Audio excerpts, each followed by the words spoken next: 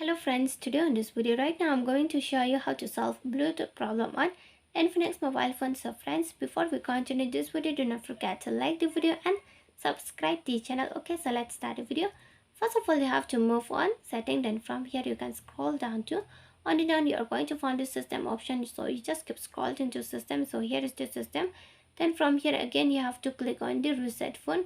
Then here you are going to find the reset Wi-Fi setting. So you have to move on to reset Wi-Fi setting.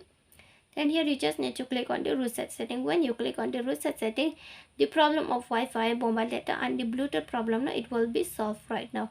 In the 3 seconds it will be solved. Okay, so you just click on the reset setting. Okay, I'm not resetting right now because I have finished to reset it. Okay, so friends, if you love the video, do not forget to like the video, share the video and subscribe the channel, and thanks for watching.